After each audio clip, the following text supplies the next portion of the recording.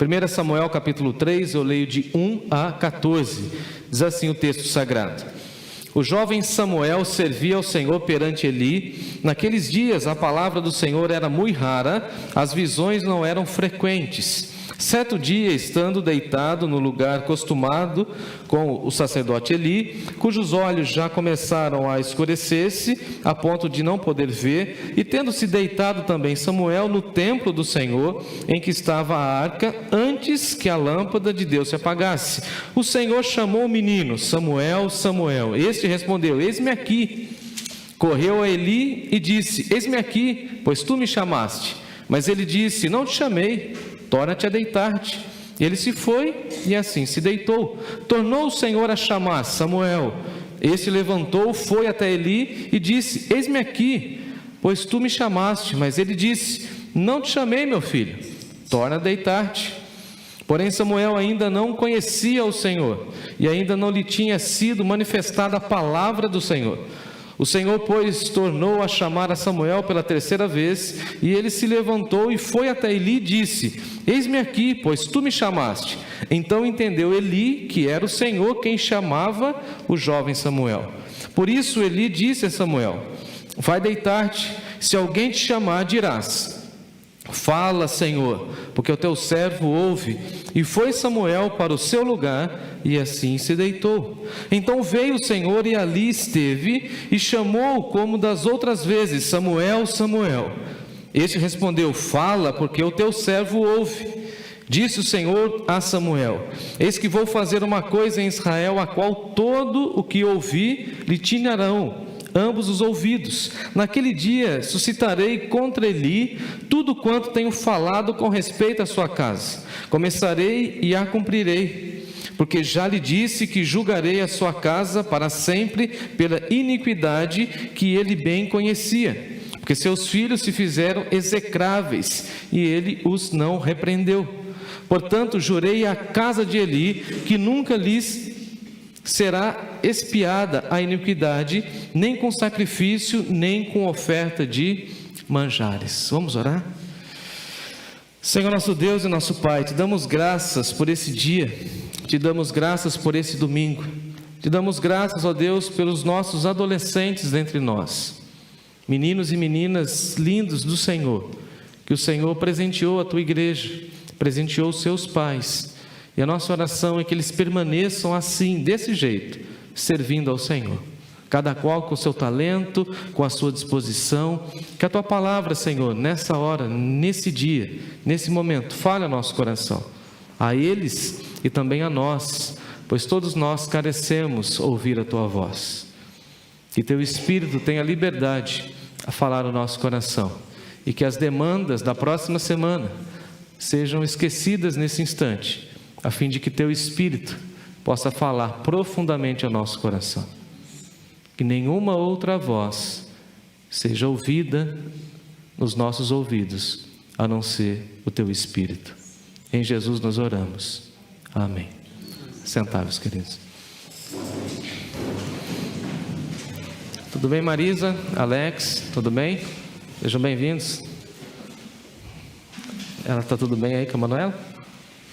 Bom, um adolescente segundo o coração de Deus. Foi Davi, o grande rei, que recebeu essa expressão, um homem segundo o coração de Deus. E quando nós pensamos um homem segundo o coração de Deus, basicamente a Bíblia está falando de uma vida que agrada a Deus. É claro que Davi tinha falhas, ou não? Sim ou não? Tinha muitas falhas, mas é muito incrível ver nos salmos que Davi escreveu, que a sua alma anelava por Deus, que a sua alma tinha vontade, desejo intenso da presença de Deus, e por isso, mesmo diante de tantas dificuldades e pecados que Davi teve, ele foi considerado um homem segundo o coração de Deus, porque ele mantinha o seu coração quebrantado e contrito. Quando alguém o advertia, ou quando alguém acusava ele de algum pecado, ele não ficava como nós fazemos, tentando encontrar subterfúgios ou tentando encontrar desculpas. Davi, diante de Natã, por exemplo, falou: não, eu pequei, eu errei. essa culpa é minha e por isso eu irei confessar diante do Senhor. Então, uma vida que agrada o coração de Deus, uma vida segundo o coração de Deus, é uma vida que tem essa proposta de quebrantamento, essa proposta de um coração contrito. E por isso eu quero cunhar essa imagem, essa ideia de Davi, um homem segundo o coração de Deus, e aplicar para os nossos adolescentes cujo coração é do Senhor Jesus e que eles caminhem segundo o coração de Deus, que eles caminhem nessa direção de entender a vontade de Deus. É muito interessante, amados irmãos e irmãs, que nesse bloco literário nós temos várias expressões que vão falar a respeito de Samuel e vão falar que Samuel tinha pouca idade. Se você está com a sua Bíblia aberta, você vai ver aí em alguns versos que, por exemplo, no verso 4, que o texto bíblico fala que ele era um menino. Já outro texto aí no versículo 1 vai falar que ele era jovem. E essas duas expressões vão mostrar para nós que ele tinha pouca idade. Se você conhece um pouco da história bíblica e da narrativa bíblica, você pode virar a sua página, se você está com a sua Bíblia aí, faça isso. Você vai ver que no capítulo 2, o autor bíblico vai dizer para nós a respeito do cântico da sua mãe, do nascimento desse garoto e da mocidade dele, lá no capítulo 2, versículo 18. Ou seja, nós estamos diante de um jovem, nós estamos diante de um adolescente. Então, nesse exato momento, Samuel, ele é um adolescente. E é muito interessante que o texto vai dizer, lá no capítulo 1, que a sua mãe era muito dedicada a Deus. E nessa dedicação a Deus, ela consagrou o seu filho ao Senhor. E aqui nós precisamos entender esse princípio bíblico que nós precisamos introjetar na nossa vida, em que nós precisamos consagrar os nossos filhos a Deus, em que nós precisamos dedicar ao Senhor, uma vez que os nossos filhos não são nossos. E agora a mensagem para os pais: nós precisamos entender que os filhos devem ser aquilo que Deus espera que eles sejam, e não aquilo que nós projetamos sobre a vida dos nossos filhos. Infelizmente, muitos pais erram porque eles querem ditar a trilha, o caminho dos filhos, e não dão oportunidades para que os filhos escolham o caminho que eles devem seguir. É claro que o pai e a mãe devem orientar, mas cabe aos pais entregar os filhos como oferta de devolução nas mãos do Senhor. Haja vista que a Bíblia vai dizer para nós que os filhos são flechas. E aí, conforme você vai preparando a flecha, ela vai alcançar um alvo. E nós precisamos ter essa noção. Interessante que Ana fala o seguinte: por esse menino eu orava, e o Senhor me concedeu esse milagre. E como eu estou diante desse milagre, eu vou devolver ao Senhor. O Senhor me concedeu essa petição e eu vou entregar. Eu acho interessante a expressão que ela diz, o seguinte: pelo que também eu trago como devolvido ao Senhor. Que bênção seria se os pais tivessem essa noção de que os filhos são presentes de Deus e que nós precisamos devolver ao Senhor. Os filhos não são nossos. Nós precisamos administrar os filhos, cuidar dos filhos, e essa expressão de Ana é muito interessante para nós, porque ela devolve o tal do Samuel às mãos do Senhor. E que bênção é esse menino no reino de Deus? Fala um amém. Que bênção, que bênção. Se eu reter o meu filho, ele não será uma bênção no reino de Deus. Agora, se eu dedicar o meu filho no reino de Deus, ele certamente será uma bênção. É isso que nós aprendemos. Agora, é claro que o autor bíblico aqui está fazendo um contraste também, porque Samuel, ele é devolvido ao Senhor, mas ele vai trabalhar com o sacerdote Eli. E como eram os filhos do sacerdote Eli? Veja que a Bíblia está fazendo um contraste. É um sacerdote, um homem do templo, um homem que estava em contato com as pessoas, em contato com o sagrado, que deveria ter uma vida equilibrada e filhos dedicados ao Senhor, mas os filhos de Eli eram completamente pervertidos. Tinham casos sexuais com as mulheres que iam lá sacrificar no templo. Ficavam roubando das ofertas das pessoas que levavam as carnes. Lembra disso? Lembrando que no Antigo Testamento você tinha então o sacerdote que administrava os holocaustos, as ofertas, tinha lá o caldeirão. O que os meninos faziam? Chegava uma carne de primeira, eles pegavam o garfo e, opa, essa é minha. E aqui a Bíblia está mostrando o contraste. Nós temos esses dois rapazes que são completamente libertinos, mas nós temos um jovem, um adolescente, segundo o coração de Deus, chamado Samuel, que diz o texto que ele ministrava perante o Senhor. Veja que interessante, ele é um garoto, ele é apenas um adolescente. A Bíblia diz que ele ainda era um menino, vestido com uma estola de linho. Quem fazia estola para ele? E a mãe sempre é exagerada, né? Deixa eu provocar as mães. Eu me lembro quando eu era criança, minha mãe comprava um sapato para mim, 3 números maiores. Quem nunca? E eu andava, ficava no negócio folgado. Você acha que Ana fez mesmo uma estola bem justinha para ele? Ele tinha um corpinho de menino, magrinho, pequenininho e com aquela estola. Agora, estola sacerdotal combina com sacerdote, com sacerdote de meia idade para cima, não para o menino. Mas ele estava, mesmo sendo menino, no templo, trabalhando para o Senhor, vestido dessa forma, e diz o texto que ele crescia diante de Deus, ou seja, ele crescia diante dos olhos de Deus. Cabe a nós, pais e líderes da igreja, fazer com que os nossos filhos, com que esses adolescentes cresçam diante de Deus, que eles cresçam diante dos nossos olhos. E isso é bonito demais. Inclusive eu gostei muito dessa expressão, viu, Lucas, quando você falou o seguinte: olha, aqui estão diante de nós os nossos futuros adolescentes. Daqui 10 anos, quantos anos a Poliana vai ter? Daqui 10 anos, 18. E Luciano? Natália, quantos anos? Timóteo? Lucas?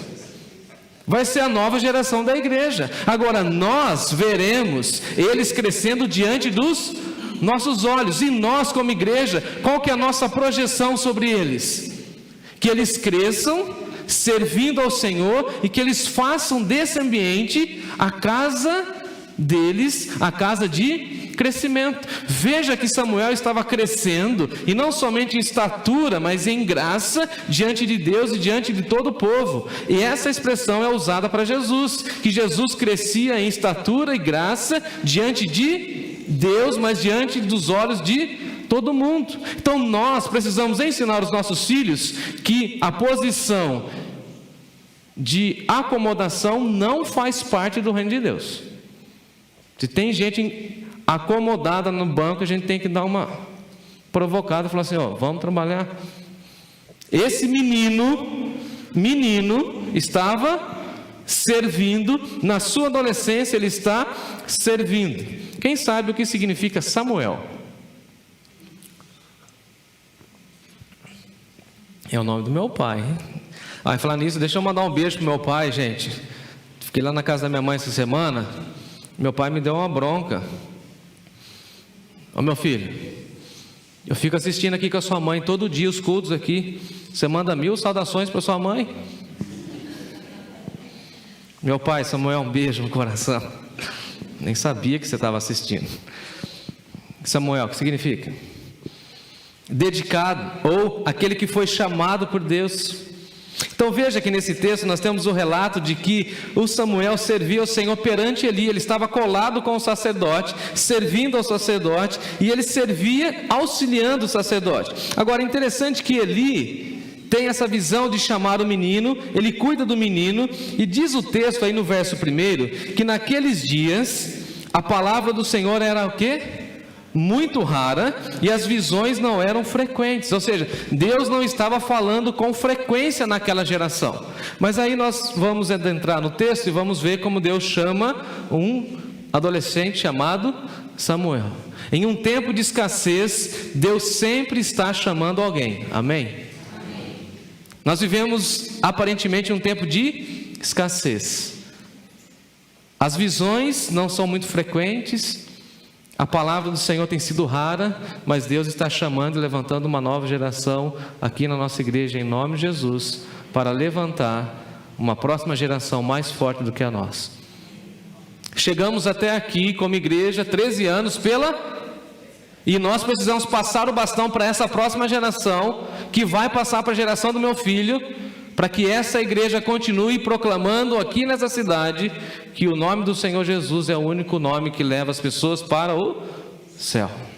Em primeiro lugar, um adolescente segundo o coração de Deus é aquele que ouve o chamado de Deus. Dá uma olhadinha no texto como o Senhor chama Samuel no versículo 4. Olha o que o texto diz: o Senhor chamou o menino, Samuel, Samuel. Eu acho incrível isso. Eli e Samuel estavam dormindo dentro do templo, naquele lugar reservado para os atos religiosos. E é interessante que na cultura antiga acreditava-se que uma pessoa que dormisse dentro do templo, daquele espaço religioso, ele era completamente informado dos planos dos deuses. Era a tradição da época. E aqui esse menino está dormindo com Eli dentro do templo, dentro da casa de Deus. E contei essa história para Timóteo. Ele falou assim: olha papai, falta quase pouquinha coisa para a gente dormir também lá na igreja, né? A gente está vivendo lá, eu espero que Deus fale comigo. Eu falei: amém, Deus vai chamar você. E Eli estava quase cego, e ele está ali deitado do lado da arca, e aí tem todo o simbolismo da arca, da aliança. A gente precisa depois de uma aula da irmã Cleusa,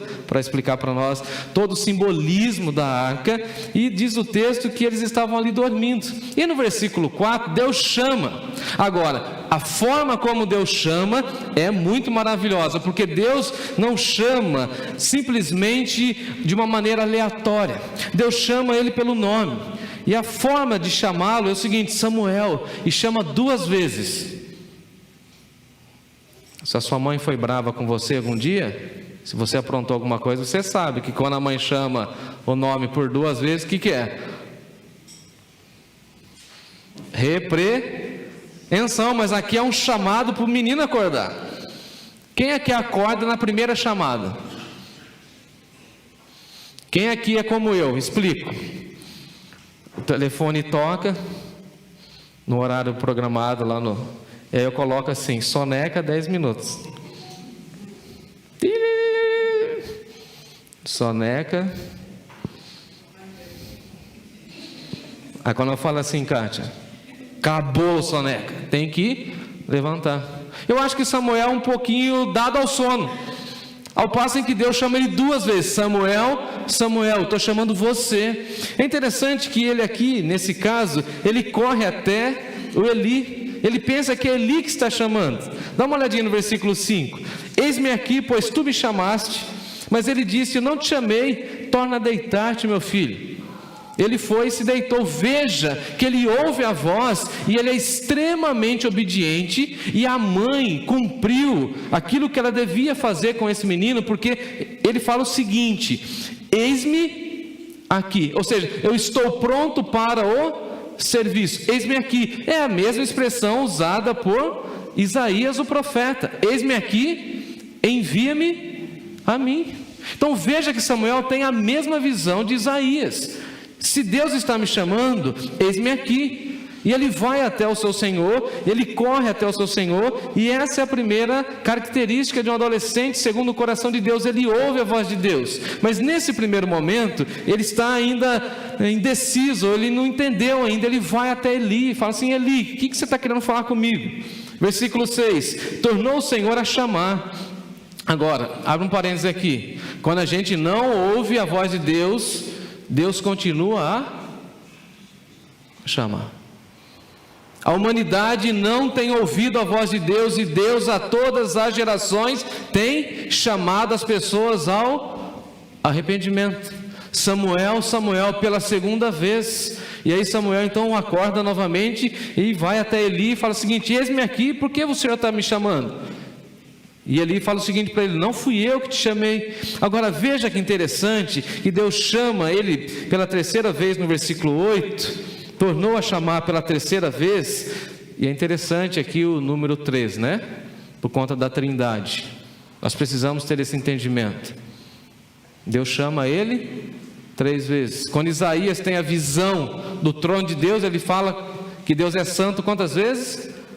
3 vezes. reforçando. Por que Deus está chamando ele por 3 vezes? Porque Deus quer que ele e nós saibamos que ele está nos convocando para o reino dele. Samuel pela 3ª vez aí no versículo 8, e ele então se levantou, foi até Eli e disse tudo de novo: eis-me aqui, pois tu me chamaste. Então Eli falou o seguinte: olha, eu estou entendendo que é Deus que está chamando você, meu filho. É muito importante na nossa caminhada, e principalmente na nossa adolescência e juventude, termos pessoas maduras, de fé, que nos encaminham para Deus. Interessante, Eli conseguiu encaminhar os seus filhos para o Senhor, mas ele conseguiu enviar quem? Samuel. Mesmo no erro, mesmo tendo filhos fora do caminho de Deus, ele consegue empurrar esse menino para onde? É Deus que está te chamando, meu filho. Você não está ouvindo vozes, não. Você não está sonhando apenas, é Deus que está te chamando. E se Deus está te chamando, fique atento. Versículo 9: vai deitar de novo, se alguém te chamar, você diz o seguinte: fala, Senhor, porque o teu servo ouve. Se o Senhor te chamar, então você vai entender que não sou eu que estou te chamando. Deve ser muito maravilhoso quando o filho chegar para nós e falar o seguinte: pai, você está me chamando? Eu falo: não confunda a minha voz com a voz de Deus. Em um tempo como o nosso, nós precisamos mostrar para os nossos adolescentes, para que eles tenham essa percepção de ouvir a voz de Deus. O adolescente, segundo o coração de Deus, é aquele que ouve a voz de Deus. E os adolescentes precisam ouvir a voz de Deus para que possam compreender que Deus está cuidando da vida deles, que Deus tem um plano maravilhoso na vida deles, que Deus tem planos e propósitos já traçados para a vida deles. E o que eles precisam fazer é buscar ao Senhor, a fim de que possam entender o que Deus tem para a vida deles. A carreira, os seus anos, a pessoa com quem eles irão casar. Agora os pais têm que falar amém, né? Na verdade, Deus já sabe ou não sabe? Deus já tem um plano, está tudo traçado. Os adolescentes precisam entender que precisam se dispor a ouvir a voz de Deus e não confundir a voz de Deus com outras vozes, porque a voz de Deus nos dá direção. Veja que interessante, que Eli fala o seguinte para ele: olha, quando Deus te chamar, se você ouvir de novo essa voz, você tem que falar o seguinte: fala, Senhor, porque o teu servo. E nós somos servos, e nós precisamos ensinar os nossos adolescentes a serem servos de Deus. E se Deus falar com eles, e vai falar, nós cremos nisso, que eles passem a servir ao Senhor, porque eles são servos. Nós precisamos ter esse entendimento. Se Deus falar, você faz. Se Deus mandar, você obedece. Porque o que nós precisamos entender é que Deus exige uma obediência irrestrita. O que Deus pediu para a gente fazer, a gente vai fazer e tem que fazer. E quando a gente não faz aquilo que Deus pediu para nós, quebramos a cara, erramos, choramos. Segundo lugar, um adolescente, segundo o coração de Deus, ele precisa ter uma plena experiência de transformação com o Senhor. É isso mesmo, uma transformação, uma experiência com o Senhor. Dá uma olhadinha comigo, versículo 7. Porém Samuel ainda não conhecia o Senhor. E essa experiência aqui é muito interessante para mim. Quem aqui é como eu, que nasceu na igreja desde sempre? Nós que nascemos na igreja, estamos na igreja desde sempre, que conhecemos o Pacto das Igrejas Batistas de Cora Salteado, conhecemos o cantor cristão inteirinho. Nós temos um problema às vezes, que nós pensamos que nós não precisamos de conversão. Eu era assim, e eu fui vivendo, eu falei: não, já sou daqui, já estou ambientado, já sou cristão de nascimento. Até que um dia alguém falou assim: não, você é pecador de nascimento, você precisa nascer de novo, você precisa ter a sua experiência com Deus. E eu falei então para minha professora, falei assim: não, mas a minha mãe já é batista, e tem uma Bíblia lá da minha avó que é baptista. Quando escrevia farmácia com PH, que isso? Eu fui apresentado com 28 dias na igreja. Aí aquela professora falou para mim, isso tudo é legal, mas tudo isso é a história da tua mãe. O que nós precisamos entender é que Samuel precisava ter a experiência dele com Deus. Era a experiência da mãe dele, de Ana, e Ana era muito dedicada, mas ele precisava ter a experiência dele. E um adolescente, segundo o coração de Deus, precisa ter a sua experiência de conversão com o Senhor, de contato com o Senhor, de manifestação com o Senhor. Veja que no versículo 7 o texto diz que ele ainda não conhecia o Senhor. E agora a minha pergunta é a seguinte: ele não conhecia o Senhor, mas ele estava trabalhando para quem? Para o Senhor, na casa do Senhor, consagrado ao Senhor. E aqui eu quero dar uma palavra aos pais. Pais, tenham cuidado e esperem o tempo de Deus. Mesmo que você pense que está demorando, a hora do seu filho ter uma experiência com o Senhor vai chegar. Amém por isso, vai chegar. Eu creio nisso. Se nós estamos depositando a semente santa do Evangelho, precisamos descansar que essa semente um dia vai germinar e vai dar fruto. Diz a Bíblia que a palavra do Senhor não volta vazia, vai germinar. Ele estava na casa de Deus, fazendo os ofícios de Deus, servindo a Deus, mas ele não conhecia Deus, porque o texto está mostrando para nós que ele precisava ter uma experiência com o Senhor. Agora uma pergunta: Ana era uma mulher dedicada, consagrada? Ana, sua mãe, ela contou as histórias bíblicas para Samuel? Sim ou não? Ele conhecia a história de Noé, por exemplo? A chamada de Abraão? Sim.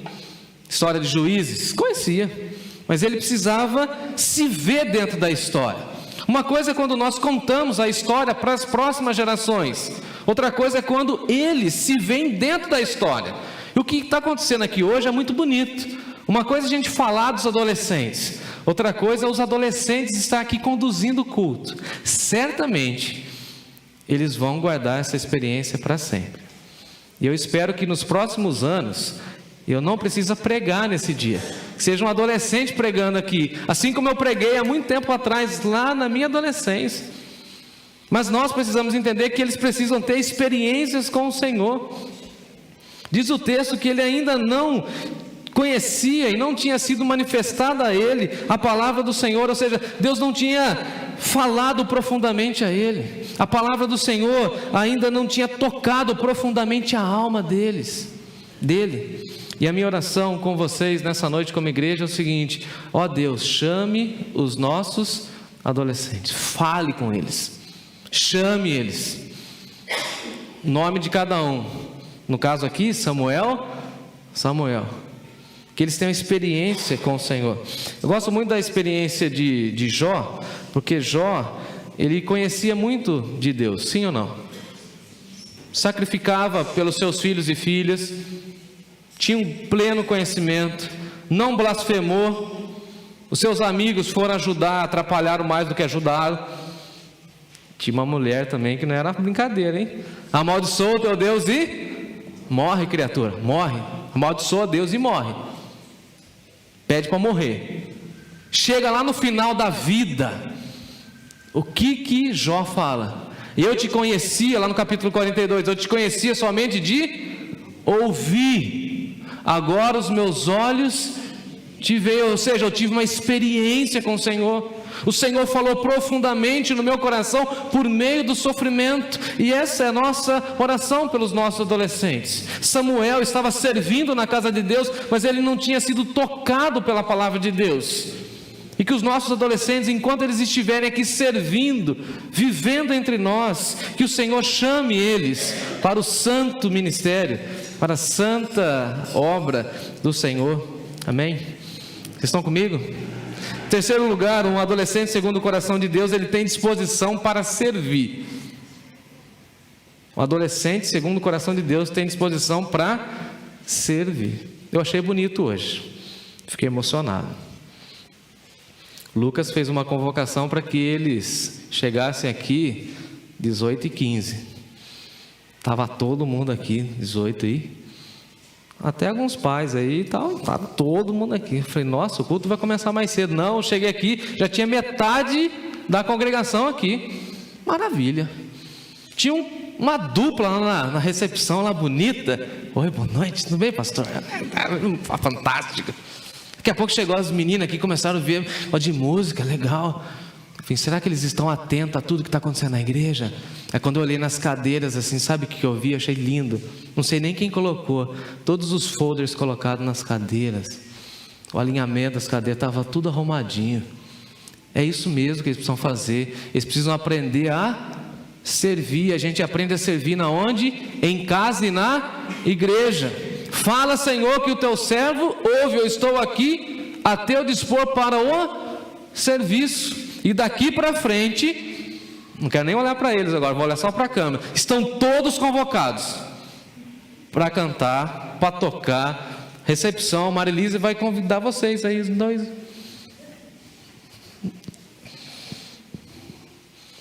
Disposição para o serviço. Dá uma olhadinha comigo a partir do versículo 11.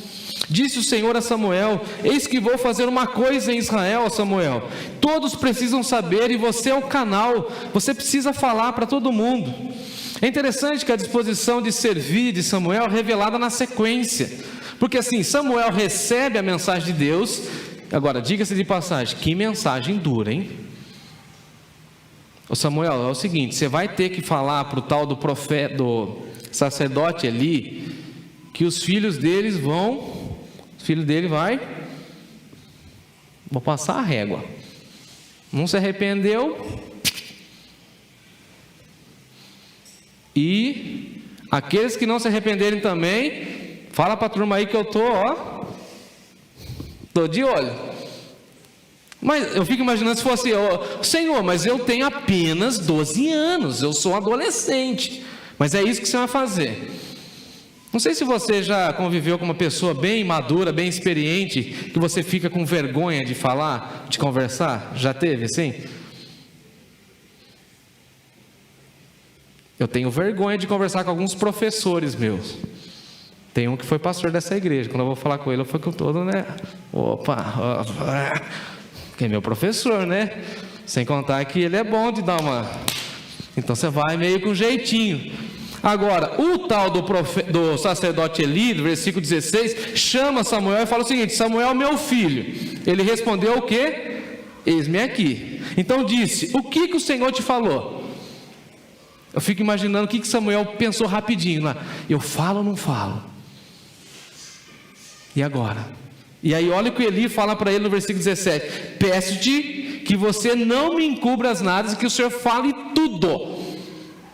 E aí o tal do Samuel tem que falar tudo para o sacerdote. Lembrando que o sacerdote era a pessoa central na espiritualidade do Antigo Testamento. É como se você recebesse uma mensagem e Deus falasse assim: você vai lá repreender o pastor. Imagina você chegando aqui conversando comigo: ô pastor, Deus mandou um recado. Aí ele chega para o Eli e fala o seguinte: Eli, sabe o que é? Ele abre a caixa de ferramentas e fala assim: Deus falou isso. E ele fala tudo para o Eli. Ele não esconde nada. Ele aprendeu a servir. E quem está no serviço não pode ficar escolhendo aquilo que vai fazer. Pode? Não podemos escolher serviço. Temos que fazer tudo. E na minha adolescência eu fui assim. Eu aprendi a fazer um monte de coisa na igreja. Algumas eu me adaptei, outras eu não me adaptei. Algumas eu gostei, outras eu não gostei. E se precisar, eu vou fazer. Por exemplo, eu acho que eu não tenho aptidão hoje para dar aula para as crianças. Mas se precisar, me escala, que a gente vai. Serviço, tem que ser assim. Porque crente não pode ficar escolhendo serviço. Em quarto e último lugar, um adolescente segundo o coração de Deus, ele tem um testemunho lindo. Ele tem um testemunho irretocável. Veja que o autor bíblico vai dizer para nós, aí no versículo 19, me acompanhe. Crescia Samuel. Interessante isso. Desde o capítulo 1, o autor bíblico está dizendo que o tal do Samuel o sujeito não para de crescer. Já viu isso? Crente que para de crescer está fadado a cair. Crente que para de crescer na fé está fadado a cair. Nós precisamos entender esse princípio. Um adolescente, segundo o coração de Deus, tem um testemunho lindo e precisa crescer. A gente tem que falar isso para eles, a gente tem que incentivá-los. Precisa crescer, meu filho, precisa crescer, vamos crescer mais na fé. A pergunta que eu sempre faço para eles quando eles estão perto de mim: que livro você está lendo? Ai, pastor, eu tenho uma preguiça de ler. Eu falei, mas nós somos o povo do livro, precisa ler, precisa crescer. Dia desses eu brinquei com um, eu falei, não, pastor, estou crescendo só, igual você, voltei a crescer dos lados. Não, meu filho, tem que crescer. Dá uma olhadinha, verso 19. Crescia Samuel e o Senhor era com ele, Deus estava com ele. Enquanto nós estamos crescendo, a mão de Deus é sobre nós. Aleluia por isso.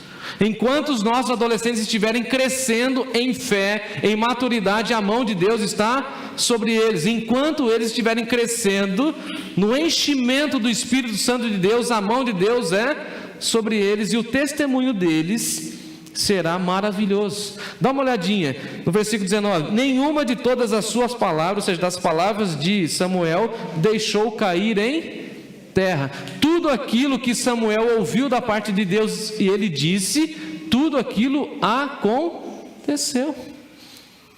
Ele não passou por mentiroso. Tudo aquilo que ele falou aconteceu.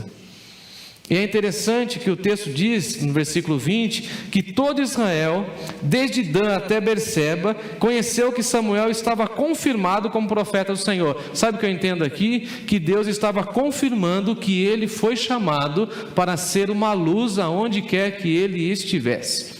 O adolescente, segundo o coração de Deus, precisa dar um testemunho lindo. Você imagina ele conversando com pessoas de alto gabarito, de alta escolaridade, pessoas versadas na lei, e as pessoas olhando para ele falando o seguinte: não, a gente reconhece que esse Samuel, e mesmo adolescente, ele é um menino separado por Deus. O que nós sonhamos, oramos e queremos é que os nossos adolescentes, por onde quer que eles estejam, as pessoas olhem para eles e falem assim: aqui está uma menina, um menino separado por Deus, profeta de Deus, boca de Deus, salvo de Deus, perfume de Deus, bom perfume de Cristo Jesus, sal da terra, luz do mundo. Aqui está. Quem está reconhecendo aqui? O próprio povo de Deus e a sociedade de forma geral. O mundo precisa ver que os nossos adolescentes são de Deus, separado por Deus, para viver a missão de Deus, e que a palavra deles é verdade. Caminho para o final, para não cansá-los, convido você a folhear a sua Bíblia comigo, lá no capítulo 12 de 1 Samuel. Como Samuel encerra a vida. Eu falei um pouco do início. Os adolescentes estão comigo? Ninguém dormiu aí? Tem alguém dormindo aí? Não? Tudo bem, Samuel? O Samuel da Bíblia, eu estou falando. Está tudo bem aí? Então tá bom.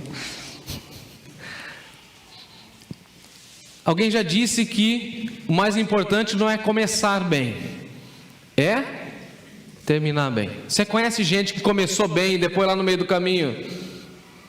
Conhece? Só pensa.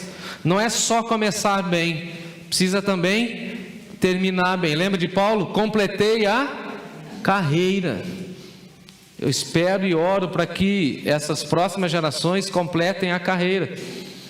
Eu não vou falar aqui, senão eu vou ficar emocionado, mas alguns que aqui estão, passaram por minhas mãos lá atrás, estão na carreira. Isso é lindo demais. E aqui Samuel está encerrando o seu trabalho, e ele encerra de uma maneira incrível. Ele convoca todo o povo, versículo 1, capítulo 12. Então disse Samuel a todo Israel, ele chama todo o povo: eis que ouvi a vossa voz em tudo quanto me disseste, e constituí sobre vós um rei. Agora, pois, que tendes o rei à vossa frente, eu já envelheci, estou cheio de cabelos brancos, os meus filhos estão convosco, o meu procedimento esteve diante de vós, desde a minha mocidade até o dia de hoje. Imagina, ele convoca todo o povo de Deus, ele fala o seguinte: olha, se vocês quiserem me julgar, podem me julgar, os meus filhos estão aí diante de vocês. Vocês me conhecem desde a minha mocidade. Veja, gente, quem pode falar um negócio desse? Você imagina um político? Algum político no nosso país poderia falar isso? Dá uma olhada. Versículo 3: Eis-me aqui, testemunhar contra mim perante o Senhor e perante o seu ungido. De quem eu tomei o jumento? A quem eu defraudei? A quem eu oprimi? E das mãos de quem eu aceitei suborno para encobrir com os meus olhos? Imagina você chegar diante de todo mundo e falar assim: alguém aí foi defraudado por mim? Roubei alguma coisa de alguém? Isso é encerrar a carreira, final da vida. Agora, o final da vida está ligado com o início da vida. Ele começou bem e ele caminha para o final, finalizando a sua jornada de uma maneira brilhante. Esse é o homem segundo o coração de Deus. Olha o que o povo diz, versículo 4: em nada você nos defraudou, em nada você nos oprimiu, nem tomaste coisa alguma das mãos de ninguém. Ô Samuel, você é irretocável, Samuel. Você é uma pessoa incrível, você é uma pessoa de Deus na nossa vida. E essa é a minha oração para os nossos filhos. Que os nossos filhos, os nossos adolescentes sejam pessoas de Deus nesse mundo que não tem Deus. Que eles sejam homens e mulheres segundo o coração do nosso Senhor. Que Deus assim nos abençoe.